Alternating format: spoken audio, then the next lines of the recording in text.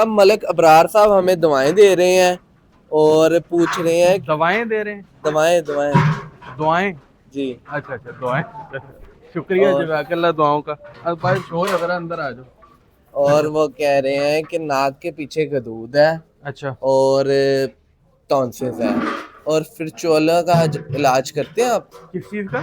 پھر چولا. فسٹولا. اچھا ایک تو ناک کے پیچھے غدود ہیں اور ٹونسل میں. جی. عموماً بچوں کو ہوتے ہیں یہ ذرا ایک منٹ ٹھہرو بند کر دو شور ہے ذرا.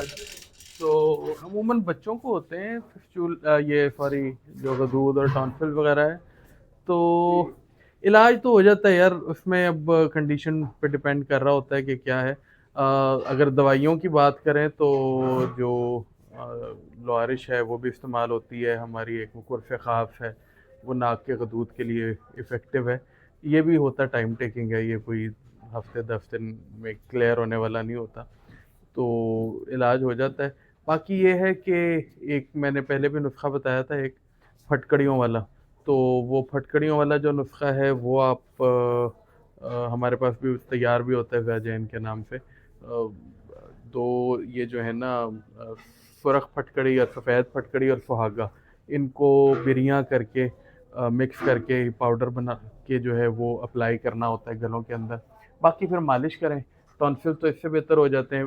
پہلے بھی غالباً شاید میں نے بتایا تھا کہ مچھلی کے سروں کا شوربہ جو ہے یہ بڑا اس میں افیکٹو ہوتا ہے, تو مچھلی کے سروں کا شوربہ دے سکتے ہیں.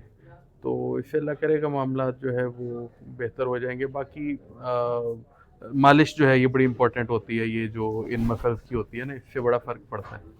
اور دوسرا فسچولا کا پوچھ رہے تھے. فسچولا کا بھی علاج ہوتا ہے, وہ بھی طویل علاج ہے. اتفاقاً جو ہے یہ دونوں علاج ہی جو ہیں یہ کوئی ہفتے 10 دن کے نہیں ہوتے. تو باقی دودھ میں ہلدی سے بھی جو ہے وہ انفیکشن کور ہوتا ہے, وہ کینال کور ہونا شروع ہو جاتی ہے. دودھ میں ہلدی ڈال کے لیں. دوائیوں میں اگر پوچھیں تو حب رحمت سی کیپسول وغیرہ, جو ہر شفا کیپسول, اس ٹائپ کی چیزیں ہیں کافی ساری جو اس میں استعمال ہوتی ہیں. لیکن ہوتا یہ بھی طویل ہے. قبض نہ ہونے دیں بس, قبض کا بہت اہتمام کریں کہ قبض نہ ہو, تو باقی بھی چیزیں بہتر ہوتی رہتی ہیں انشاءاللہ. دعاؤں کا شکریہ جزاک اللہ.